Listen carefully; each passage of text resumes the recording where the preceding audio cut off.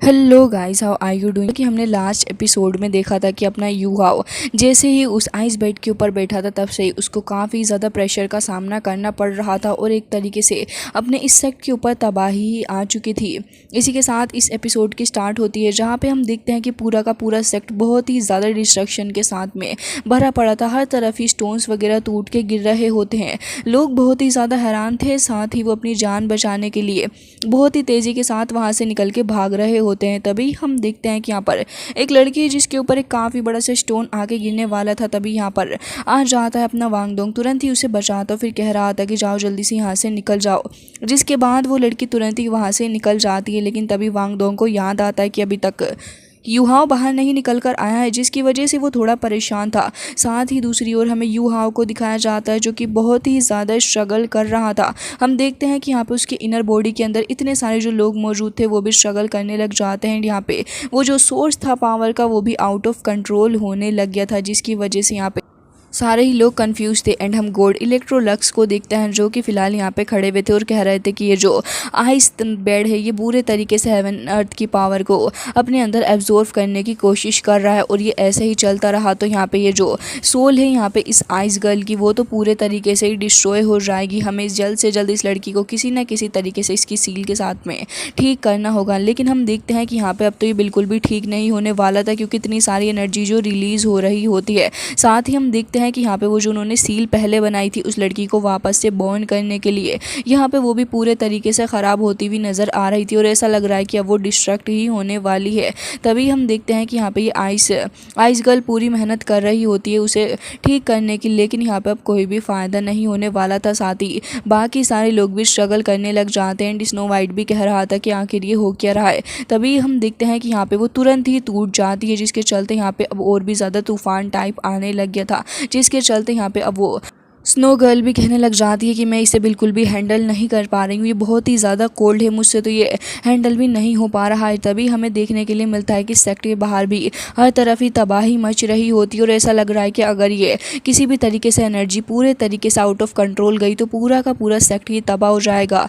लोग बाहर की तरफ भाग रहे होते हैं और सबको अपनी जान बचानी भी थी। वांगडोंग जो कि अभी भी बाहर खड़ा हुआ था और यहाँ पे सोच रहा होता है कि शायद से युहाओ किसी ट्रैप के अंदर फंस चुका है, तो वो काफ़ी तेज़ी के साथ वहाँ से भाग रहा था। लेकिन तभी यहाँ पे तियान उसे रोक लेते हैं और कह रहे थे कि आखिर तुम कहाँ जा रहे हो, चलो बाकी सारे लोग के साथ जाओ। लेकिन तभी यहाँ पर वो मना कर देता और कह रहा था कि बिल्कुल भी नहीं, अंदर युहाओ है, मुझे उसे बचाना होगा। लोग अभी भी भागते हुए आ रहे थे अपनी जान बचाते हुए और उन्हें देख के ही अंदाज़ा लग रहा था कि अंदर वापस जाना मतलब कि मौत के साथ में खेल खेलना हो जाएगा, जो कि यहाँ पे वो बिल्कुल भी होने देना नहीं चाहते थे। वांगडोंग के ऊपर एक काफ़ी बड़ा स्टोन गिरने वाला था, तभी तियान उसे बचा लेते हैं और हमें देखने के लिए मिलता है कि यहाँ पे उन्होंने सिर्फ एक हाथ का इस्तेमाल करते हुए पूरे के पूरे स्टोन को रोक रखा था वांगडोंग की जान बचाने के लिए। लेकिन तभी वो कह रहा था कि सेकंड फादर प्लीज़ मुझे जाने दीजिए, और हम देखते हैं कि वो तुरंत ही अपना हाथ छुड़ा के वहाँ से भागने लग गया था। हालांकि वो उसे रोकते रह जाते हैं, लेकिन वो तो यहाँ पे काफ़ी तेज़ी से आगे बढ़ रहा था और यहाँ पे जो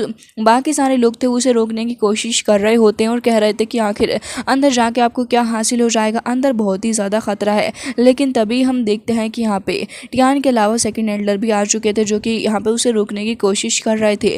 वांगडोंग अभी भी किसी की नहीं सुन रहा था और वो कह रहा होता है कि बिल्कुल भी नहीं, मुझे युहाओ को बचाना भी होगा किसी भी हालत में, सबसे पहले उसे यहाँ पे लेके आओ, किसी भी हालत में उसे लेके आओ। और ये कहते साथ ही वो तुरंत ही बेहोश भी हो जाता है। हालांकि हम देखते हैं कि दोनों ही यहाँ पे खड़े हुए थे और तभी यहाँ पे कहने लग जाते हैं कि इमीडिएटली सारे के सारे लोगों को यहाँ से बाहर भेजना होगा, क्योंकि अगर ऐसा ना हुआ तो सभी की जान के ऊपर बात बन सकती है। दूसरी ओर युहाओ को देखते हैं जो कि इस प्रेशर से अभी भी डील कर रहा होता है। वो इमेंस पेन के अंदर था और कह रहा था कि मुझे जल्द से जल्द इस जगह से बाहर निकल के जाना होगा, नहीं तो यहाँ पे अगर मैंने ऐसा ना किया तो फिर बाकी सारे लोगों के ऊपर और सेक्ट के ऊपर काफ़ी बड़ी सी तबाही आ जाएगी। तभी यहाँ पे हम देखते हैं कि उसकी जो 6th आई थी वो भी यहाँ पर धीरे धीरे करके ओपन हो रही थी। लेकिन तभी युहाओ इलेक्ट्रोलक्स से कहता है कि क्या तुम वापस से उसे सील कर सकते हो, मुझे लग रहा है कि हमें इसे गर्ल की पावर को सील करना होगा। साथ ही हम देखते हैं कि आइस क्वीन भी कहने लग जाती है इलेक्ट्रोलक्स से कि अब आखिर क्या करना है। तभी वो कहने लग जाता है कि बहुत ही ज़्यादा ख़तरनाक है, पिछली बार से भी ज़्यादा, और हमें देखने के लिए मिलता है कि वो जो बॉल था वो ऑलमोस्ट अब धीरे धीरे करके क्रैश करने की तादाद पे आ चुका था। अब यहाँ पे हम देखते हैं कि गोल्ड इलेक्ट्रोलक्स भी थोड़ा स्ट्रगल करने लग गए थे क्योंकि इसकी पावर वाकई में काफ़ी ज़्यादा है। दूसरी ओर युहाओ कहने लग जाता है कि पहली बार में हाउथियान सेक्ट के अंदर आया था, लेकिन इतना बड़ा डिज़ास्टर कॉज हो गया, वो भी मेरी ही वजह से। मुझे यहाँ से जल्द बाहर निकल के जाना ही होगा। जिसके बाद वो ये भी कहता है कि इतने लोगों की जान खतरे में आ रही है, डिज़ास्टर तो बढ़ता ही जा रहा है। जिसके बाद हम देखते हैं कि युहाओ यहाँ पे धीरे धीरे करके कोशिश कर रहा होता है कुछ ना कुछ करने की, लेकिन तभी हम देखते हैं कि दोनों ही एल्डर अब फाइनली जाके यहाँ पर आ जाते हैं युहाओ को बचाने के लिए और कहने लग गए थे कि अब हमारा टर्न है, लाओ हमें तुम्हें खुद को सेव करने दो। जिसके बाद वो यहाँ पे ये भी कह रहे होते हैं कि देखो, हमें बहुत ही पहले से पता है कि जो तुम्हारी बॉडी है इसके अंदर किसी भी तरीके की कोई खास इनक्रेडिबल एग्जिस्टेंस मौजूद है, तो अगर तुम चाहो तो हम तुम्हारी हेल्प कर देंगे, प्लीज़ सीनियर हमारे सामने अपीयर होइए। जिसके बाद हम देखते हैं कि वो ये भी कहने लग जाते हैं कि चलो हमें साथ में वर्क करना ही होगा। तो हम देखते हैं कि गोल्ड इलेक्ट्रोलक्स यहाँ पे दोनों को ही देखने लग जाते हैं और वो कह रहे थे कि हाँ ये तो वाकई में काफ़ी ज़्यादा पावरफुल है।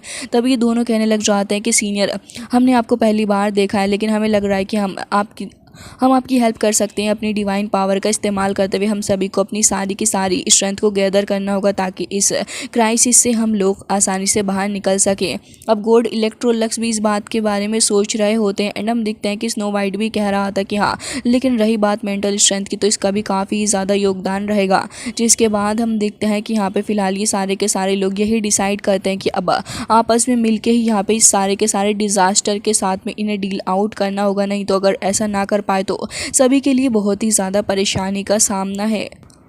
जिसके बाद हम देखते हैं अपने युवाओं को, जो कि यहाँ पे काफ़ी ज़्यादा मोटिवेटेड हो जाता है और कह रहा था कि इस वर्ल्ड के अंदर कुछ भी इम्पॉसिबल नहीं है, हम इसे कर सकते हैं। तभी टियान कहने लग जाता है कि हाँ तुम सही कह रहे हो, मैंने भी पिछले काफ़ी वक्त से मैंने यहाँ पे इतना ज़्यादा अच्छा फील नहीं किया, लग रहा है कि अभी थोड़ा एक्शन लेने का मूड आ चुका है। जिसके बाद हम देखते हैं कि यहाँ पे फाइनली जाके इलेक्ट्रोलक्स कह रहे थे तो फिर ठीक है, अगर ऐसी बात है तो अब हम सब मिल के यहाँ पर फाइट करेंगे। और हम देखते हैं कि ये तीनों ही फाइट करने के लिए अब रेडी हो चुके थे। जिसके बाद हम देखते हैं कि अब ये सारे के सारे एकजुट होकर फाइट करने वाले थे। और हम देखते हैं कि यहाँ पे अभी भी बाहर की तरफ तो काफ़ी ही सारा डिस्ट्रक्शन वगैरह हो रहा था। जिसके बाद हम देखते हैं कि यहाँ पे सब चीज़ों को बैलेंस करने के लिए अब यहाँ पे सारे के सारे लोग एकजुट हो जाते हैं। जैसे युहाओं की बॉडी के अंदर वो पल हरकत करने लग गया था और उसके आसपास का वो जो कवच था वो टूटता है, तभी यहाँ पे युहाओं एक बार फिर से पेन की वजह से चिल्लाने लग गया था। और हम देखते हैं कि जैसे ही वो कवच टूटा था तभी यहाँ पे और भी ज़्यादा एनर्जी रिलीज़ होने लग जाती है। अब तो युवाओं के चिल्लाने के अलावा भी यहाँ पे सेक्ट के अंदर काफ़ी बड़ी मात्रा में चीज़ें डिस्ट्रक्टेड हो रही थी। और हम देखते हैं कि यहाँ पे इलेक्ट्रोलक्स तुरंत ही अपनी सारी की सारी पावर को फॉर्म करने लग जाते हैं, क्योंकि उन्हें जल्द से जल्द इसे बैलेंस करना था और अगर ऐसा ना कर पाए तो बहुत ही बड़ी प्रॉब्लम होगी। हम देखते हैं कि सारे के सारे एक साथ होकर फाइट करने वाले थे। इसी की वजह से सबसे पहले तो यहाँ पर आइस क्वीन ही आती है और वो एक फॉर्मेशन को फॉर्म करने लग गई थी। साथ ही हम देखते हैं कि यहाँ पे बीस्ट की फॉर्म में वो एल्डर भी चिल्लाने लग जाते हैं और वो भी अपनी पावर का इस्तेमाल करते हैं। दोनों ही एल्डर यहाँ पर अपनी पावर का इस्तेमाल करते हैं और इसके अलावा बाकी सारे लोग भी कंबाइन होकर जैसे ही अपनी पावर का इस्तेमाल करते हुए एक शील्ड को फॉर्म करते हैं। तभी यहाँ पे धीरे धीरे करके अब वो जो फॉर्मेशन थी वो युहाओं की तरफ ही आगे आ रही थी। युहाओं के फेस को देख के लग रहा था कि न जाने कितना ज़्यादा सफ़र कर रहा है।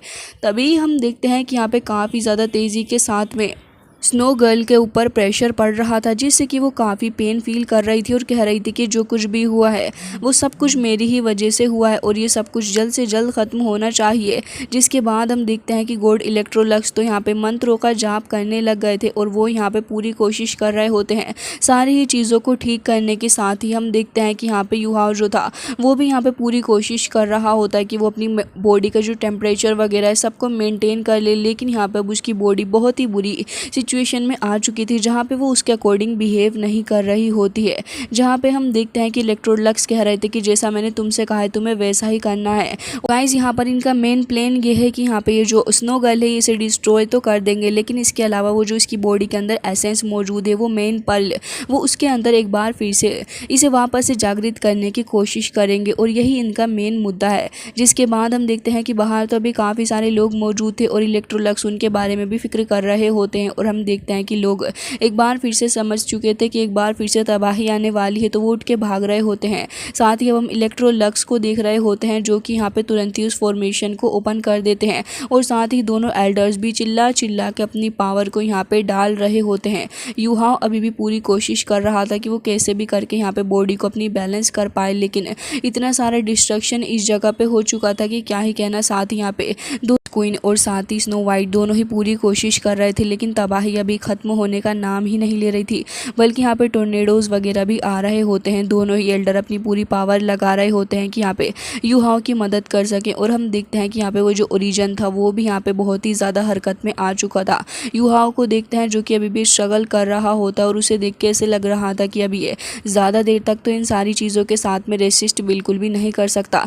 इलेक्ट्रोलक्स जो कि यहाँ पे अपनी सोर्ड का इस्तेमाल करते हुए काफ़ी सारी एनर्जी को बाहर रिलीज़ कर रहे होते हैं। एक बार फिर से फॉर्मेशन वो अपर साइड पे फॉर्म कर लेते हैं। बाहर जितने भी वॉरियर्स वगैरह खड़े थे वो भी यहाँ पे अपनी अपनी पावर का इस्तेमाल करते हुए इन सारे ही लोगों की हेल्प करने की कोशिश कर रहे होते हैं। हम देखते हैं कि यहाँ पे अब धीरे धीरे करके चीज़ें बैलेंस होना शुरू हो चुकी थी, जो कि एक खुशी की बात होती है कि यहाँ पे फाइनली चीज़ें बैलेंस हो रही हैं और फिर इसके कुछ ही सेकंड्स बाद चीज़ें बैलेंस हो भी जाती हैं, जिससे कि स्नो वाइट भी हैरान था। और हम देखते हैं कि यहाँ पे वो जो पर्ल था वो भी यहाँ पे धीरे धीरे करके अपनी मूवमेंट को पूरे तरीके से ही कम कर देता है, जिसके बाद वो ऑलमोस्ट ना के बराबर हो चुकी थी। यूहाओ जो कि इतनी देर से इन सारी चीज़ों को रेसिस्ट कर रहा था वो अब बहुत ही ज़्यादा थक जाता है और हम देखते हैं कि अब वो बेचारा खड़े होकर चैन की सांस ले रहा था। और हम देखते हैं कि इलेक्ट्रोलक्स की पावर जो थी वो भी धीरे धीरे ख़त्म होने लग जाती है। लेकिन गाइस यहाँ पे हमें एक चीज़ देखने के लिए मिलती है कि इलेक्ट्रोलक्स बहुत ही ज़्यादा थक जाते हैं, बल्कि वो यहाँ पे काफ़ी बड़ी बड़ी सांसें ले रहे थे।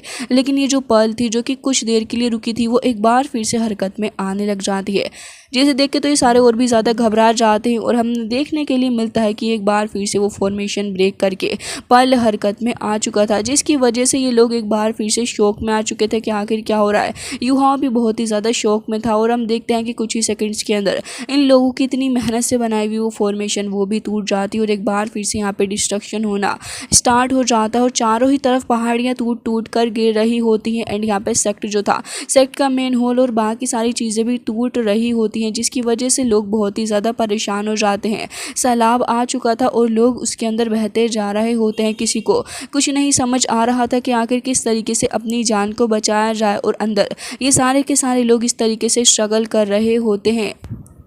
लेकिन अभी भी इलेक्ट्रोलक्स वो यहाँ पे एक बार फिर से उठ खड़े होते हैं और अपनी सोर्ड को लेते हैं। हम देखते हैं कि यहाँ पे वो नहीं चाहते थे कि इतना सारा डिस्ट्रक्शन हो, सब कुछ बर्बाद हो जाए और साथ ही वो यहाँ पर यूहाओ की हेल्प भी करना चाहते थे, जिसके चलते हम देखते हैं कि वो अपनी सोर्ड लेके यहाँ पे एक बार फिर से मंत्रा को चैंट करने लग गए थे। साथ ही अब वो अपनी सोर्ड का इस्तेमाल करते हुए यहाँ पे काफ़ी फ्लॉलेसली उसको यूज़ कर रहे होते हैं और काफ़ी देर तक। इसके बाद अब वो यूहाओ को इशारा करते हैं तो हम देखते हैं कि यहाँ पे यूहाओ तुरंत ही अपने हाथ को काट डालता, फिर उसका ब्लड जो था वो उस पर्ल के अंदर जाके मर्ज हो रहा होता है।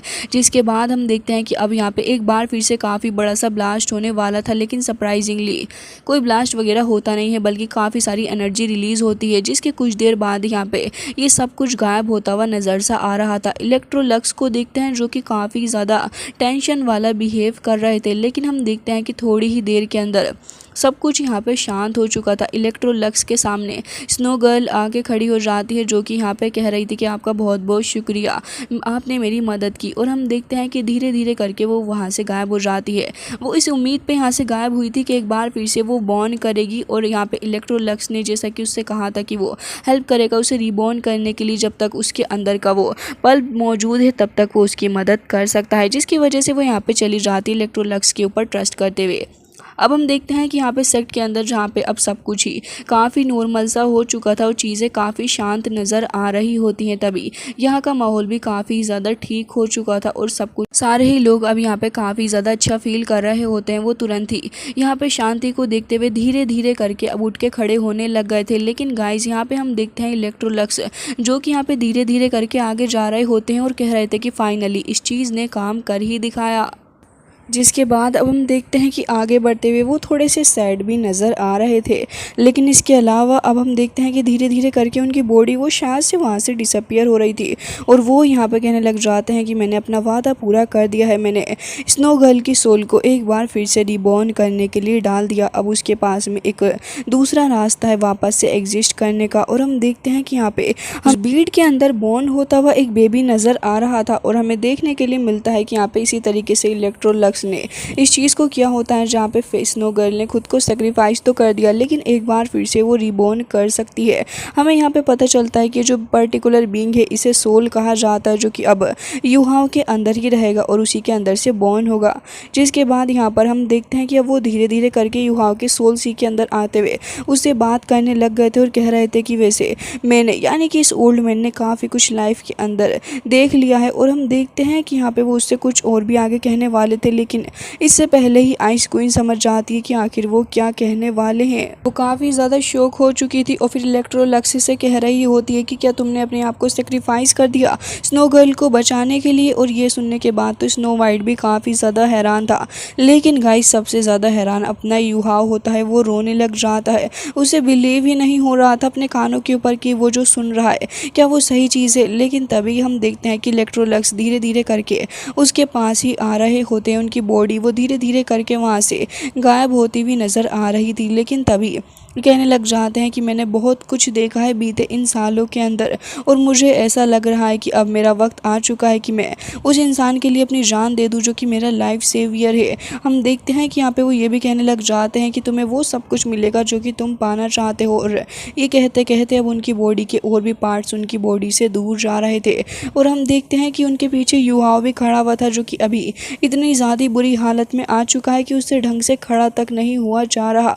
लेकिन उसके बावजूद भी वो यहाँ पे काफ़ी इमोशनल सा हो चुका था। तभी यहाँ पर इलेक्ट्रोलक्स उससे कहने लग जाते हैं कि तुम एक बहुत ही अच्छे लड़के हो और वैसे भी मैंने तो अपनी लाइफ के अंदर ढेर सारा हेट्रेड और न जाने क्या क्या फेस कर रखा है युहाओ। इसके अलावा वो ये भी कहने लग जाते हैं कि भले ही मेरा रिलेशनशिप तुम्हारे लिए एक शॉर्ट पीरियड के लिए रहा लेकिन यकीन करो जो कुछ मैंने तुम्हारे साथ फील किया, जो फीस मैंने तुम्हारे साथ फील किया है वो आज से पहले मैंने कभी नहीं किया। जिसके बाद हम देखते हैं कि वो अपना हाथ भी यहाँ पर आगे बढ़ाने लग जाते हैं जो कि अब धीरे धीरे करके वो भी वहाँ से डिसॉल्व होता जा रहा था। लेकिन तभी वो उससे एक लास्ट क्वेश्चन पूछते हैं और कह रहे थे कि मैं तुमसे पूछना चाहता हूँ क्या तुम मुझे अपने टीचर के तौर पे वर्शिप करना चाहोगे। अब यहाँ पे अब जाने से पहले वो इतनी ज़्यादा इमोशनल बात कह रहे होते हैं तो भला युहाओ किस तरीके से उनकी इस बात को नहीं मानता और अब वो काफ़ी उम्मीद के साथ में एक बार फिर से देखने लग जाते हैं और कह रहे थे कि बताओ मुझे। तो युहाओ तुरंत ही यहाँ पे कह रहा होता है कि बिल्कुल मैं आपको अपने टीचर के तौर पे एक्सेप्ट करने के लिए रेडी हूँ। वो बहुत ही ज़्यादा वनरेबल फील कर रहा होता है। उसके बाद तुरंत ही उन्हें काटो करता है और फिर कहने लग जाता है कि मैं सच में आपको अपने टीचर के तौर पर एक्सेप्ट करता हूँ। अब यहाँ पे हम देखते हैं कि इलेक्ट्रोलक्स भी थोड़े इमोशनल से नज़र आ रहे थे और कहने लग जाते हैं कि मुझे तुम्हारी यही बात सबसे ज़्यादा पसंद है, तुम्हें बहुत कुछ देखना है। और इसके अलावा हम देखते हैं कि युहाओ भला कहाँ ही अभी अपने सेंसेस के अंदर होता है, वो तो रो रहा होता है जैसे कि एक छोटा बच्चा हो। एंड हम देखते हैं कि अब यहाँ पे पूरे तरीके से उनकी जो बची कुची सोल थी वो भी यहाँ पे गायब हो जाती है। और ये इस कहते साथ ही वो यहाँ पे गायब होते हैं कि मुझे अपनी लाइफ के अंदर कोई भी रिग्रेट नहीं रहा। जिसके बाद तो युहाओ बहुत ही ज़्यादा तेज़ी के साथ में भागने लग गया था जहाँ जहाँ उनकी सोल का रेमिनेंट पार्ट जा रहा होता है। लेकिन एक पॉइंट आता है जहाँ पर वो भी गायब हो गया था जिसके चलते युहाओ वहीं पर बैठ जाता। फिर वहीं पर बैठ के वो काफ़ी ज़्यादा ज़ोर से रोने लग जाता है। हम देखते हैं कि उसका ये जो इतना ज़्यादा इमोशनल सीन होता है उसको देखने के बाद तो यहाँ पे हर एक पर्सन इतना ज़्यादा इमोशनल फील कर रहा था। स्नो वाइट तो यहाँ पे युहाओ की तरह ही रो रहा होता है क्योंकि उसे युहाओ का पेन जो फील हो रहा था। हालांकि हम देखते हैं कि जैसे जैसे करके अब यहाँ पे इलेक्ट्रोलक्स की सोल वगैरह गायब होती है और सब कुछ नॉर्मल होने लग गया था तो एक बार फिर से यहाँ की धुंध छट जाती है और अब धीरे धीरे करके सब कुछ नॉर्मल होता है। सन वापस से अपीयर होने लग गया था। स्नो के पार्ट भी यहाँ पे वांगडोंग के ऊपर गिर रहे थे जिसके चलते हम देखते हैं कि उसे होश आ ही जाता है। जैसे ही उसे होश आता है वो तुरंत ही वहाँ से उठ के भागने लग गया था और हम देखते हैं कि काफ़ी तेज़ी के साथ में वो भागता हुआ अंदर की तरफ को ही चला जाता है। जिसके बाद हमें दिखाया जाता है कि वांगडोंग दोंग दोनों ही एल्डर्स काफ़ी ज़्यादा बुरे तरीके से परेशान होते हुए चक्कर लगा रहे होते हैं और फिर एक दूसरे से ही टकरा जाते हैं। लेकिन तभी हम देखते हैं अपने युहाओ को, जो कि अभी भी यहाँ पे अपनी कॉन्शियसनेस से फाइट कर रहा होता है। वो ढंग से होश में भी नहीं था और उसको काफ़ी पेन वगैरह भी हो रहा था। तभी वांग दोंग उसके पास में आता, उसे काफ़ी फिक्र हो रही थी युहाओ की, बहुत ही ज़्यादा टेंशन में वो था और यहाँ पर उसे कह रहा था कि तुम ठीक तो हो। जिसके बाद हम देखते हैं कि अपनी कॉन्शियसनेस के अंदर अपना युहाओ जो था वो यहाँ पे लगातार आवाज़ें दे रहा होता है वांग दोंग को और कह रहा था कि आखिर तुम कहाँ हो, मेरी बात सुनो, तुम कहाँ हो, मेरी बात तो सुन लो। जिसके बाद हम देखते हैं कि धीरे धीरे करके एक बार फिर से इलेक्ट्रोलक्स अपीयर होने लग गए थे। हालांकि इस बार उनकी सोल अपीयर नहीं होती है, लेकिन थोड़ा बहुत उनकी सोल टाइप स्ट्रक्चर वहाँ अपीयर हो गया था। जिसको देखने के बाद युहाओ कहने लग जाता है कि टीचर, तभी वो कह रहे होते हैं कि तुम्हें देखो इन सारे के सारी चीज़ों से अब डील करना ही होगा और ये जो वूम मैंने क्रिएट किया है तुम्हें इसे सक्सेसफुली बोर्न करने में हेल्प करनी ही होगी। वैसे तो इसे सोल कहा जाता है और वो ये कहने लग जाते हैं कि स्नो गर्ल को मैंने एक सोल के तौर पे रख दिया है। हालांकि आइस क्वीन और वॉर्म की तरह तो नहीं है, लेकिन फिर भी मुझे लग रहा है कि ये जो तुम्हारी स्पिरिचुअल रिंग होगी उसके अंदर तुम्हारी पावर को ऐड कर देगा और बहुत ही ज़्यादा पावर तुम्हें देगा ये। जिसके बाद वो ये भी कहने लग जाते हैं कि वैसे तो मैं तुम्हें बताना चाहूँगा कि तुम्हें इसके साथ में कोई अटैचमेंट नहीं होगी। साथ ही वो ये भी कहने लग जाते हैं कि तुम्हें बस इसे लीडर के तौर पे हैंडल करना है और ये तुम्हारे साथ में एक फॉलोअर की तरह काम करेगा, जो कि एक कॉन्ट्रैक्ट है तुम्हारे लिए। तुम्हारे सारे ही ऑर्डर्स को इसे मानना होगा और रही बात बाकी सारी चीज़ों की, तो याद रखना जैसे ही ये बोर्न हो जाएगा उसकी बात की सारी जिम्मेदारी तुम्हारी है। मैं क्योंकि अब यहाँ से जा रहा हूँ। अब एक बार फिर से युहाओ रोने लग गया था और यहाँ पे वो काफ़ी ज़्यादा रो रहा होता है। तभी इलेक्ट्रोलक्स उससे कहने लग जाते हैं कि आखिर तुम क्यों रो रहे हो, तुम्हें रोने की ज़रूरत ही नहीं है। तुम्हें पता है ये जो टीयर्स होते हैं वो साइन होता है वीकनेस का। और ये कहते साथ ही वो तुरंत ही वहाँ से चले जाते हैं। एक बार फिर से युहाओ को देखते हैं जो कि अकेला पड़ गया था और हम देखते हैं कि यहाँ पे स्क्वीनेस तो वाइट दोनों ही कह रहे होते हैं कि हम दोनों ने अपनी बहुत ही ज़्यादा मेंटल एनर्जी को खर्च कर दिया है। युहाओ प्लीज़ तुम थोड़ी देर के लिए सो जाओ ताकि तुम रिकवर हो पाओ। जिसके बाद यहाँ पे वो भी कहने लग गई थी कि हाँ फिर उसके बाद तुम आराम से अपने 15th लेवल के ऊपर ब्रेक थ्रू कर पाओगे और फिर तुम्हें हमारी स्ट्रेंथ के ऊपर रिलाय नहीं करना पड़ेगा।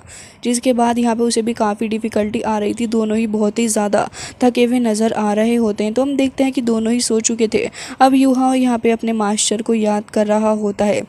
हालांकि इसी के साथ कुछ वक्त बाद हम देखते हैं कि वो थोड़ा सा रिकवर हो गया था और फिर उसके बाद उसकी आंख भी खुल जाती है। वो नोटिस करता है कि एक रूम के अंदर अकेला है, तो फिर वहाँ से तुरंत ही उठ के चला जाता है और उसके बाद हम देखते हैं कि वो वहीं बेड पे आके बैठ गया था साइड में और इलेक्ट्रोलक्स के बारे में ही सोच रहा था। तभी यहाँ पे वांग दोंग आ जाता है जो कि फ़िलहाल उसके लिए कुछ खाने के लिए लेकर आया था। लेकिन तभी वो देखता है कि जैसे ही उठ के बैठा हुआ है तो फिर तुरंत ही उसके पास में आ जाता है और कहता है कि तुमने किसी बहुत ही ज़्यादा इंपॉर्टेंट को खो दिया है ना। जिसके बाद युहाओ भी अपना सर हाँ में हिला देता है। तो हम देखते हैं कि वांग दोंग उसी के पास बैठ गया था। युहाओ अपने टीयर्स को साफ करता है, साथ ही वांग दोंग उसके पास में बैठा हुआ था। एंड यहाँ पे बात को घुमाने के लिए वांग दोंग कहता है कि मुझे अपनी स्पिरिट रिंग लेने के लिए जाना होगा, मैं बहुत ही जल्दी वापस आ जाऊँगा। तभी यहाँ पे युहाओ कहने लग जाता है कि नहीं मैं भी तुम्हारे साथ चलूँगा। लेकिन इसके बाद वांग दोंग कहता है कि बिल्कुल भी नहीं, तुम यहाँ पर क्लियर स्काई सेक्ट के अंदर रुको और मैं यहाँ पर जा रहा हूँ, तुम मेरे साथ बिल्कुल नहीं आ सकते। जिसके बाद वो ये भी कहने लग जाता है कि ठीक है मैं चलता हूँ। तभी यहाँ पे अपना युहाओ कहता है कि ठीक है चलो, तो फिर मैं भी तुम्हारा इंतज़ार करूँगा। अब वो तुरंत ही वहाँ से अकेला चला जाता है और हम देखते हैं कि उसके जाने के बाद ही युहाओ की हालत अभी भी और ज़्यादा ख़राब हो रही थी। और इसके बाद हम देखते हैं कि जैसे एल्डर न्यू चेक करते हैं तो फिर उन्हें समझ में आ जाता है कि ये जो बेबी है जिसे इलेक्ट्रोलक्स ने यहाँ एग्जिस्ट करवा के यहाँ पर छोड़ा था तभी वो बॉर्न होने वाला था। जिसके बाद एल्डर ल्यू भी कहते हैं तो क्या सच में ये बॉर्न होने वाला है। जिसके बाद हम देखते हैं कि सारी की बातें सुनने के बाद तो लोग हैरान थे कि आखिर ये हो क्या रहा है, ये किस तरीके के बेबी के बॉर्न होने की बात कर रहे हैं, क्योंकि युहाओ तो एक लड़का है। जिसके बाद हम इलेक्ट्रोलक्स की सोल को देखते हैं जो कि वहाँ से जा रही होती है। लेकिन तभी कोई उससे कहता है कि तुमने काफ़ी कुछ किया है इलेक्ट्रोलक्स, अपने डिवाइन स्टोन को वर्ल्ड के अंदर से कलेक्ट कर लो। जिसके बाद हम इलेक्ट्रोलक्स को देखते हैं जो कि सोल फॉर्म में थे और थोड़े सैड भी नज़र आ रहे होते हैं और वो कहने लग जाते हैं कि आखिर आप कौन है। तभी वो कहने लग जाते हैं कि तुमने खुद को सेक्रीफाइस कर दिया सिर्फ क्लियर स्काई सेक्ट को बचाने के लिए, तो आखिर कैसे हम तुम्हारे इस फेवर को रिपे ना करेंगे। और गाइस इसके बाद आप इस डायलॉग के बाद आपको जिसकी एंट्री देखने के लिए मिलेगी आप उसे देख के दिल तो खुश कर ही लोगे। सो गाइस इसी के साथ आज का ये एपिसोड हो जाता है एंड आई रियली होप कि आपको इंटरेस्टिंग लगा होगा, थोड़ा इमोशनल भी एपिसोड रहा। खैर ये एपिसोड तो हो गया है एंड आई रियली होप कि आपको ये अच्छा लगा होगा। सो गाइस प्लीज़ हमारे चैनल को सब्सक्राइब कर लीजिए क्योंकि आजकल आप लोग चैनल को सब्सक्राइब करते ही नहीं हो।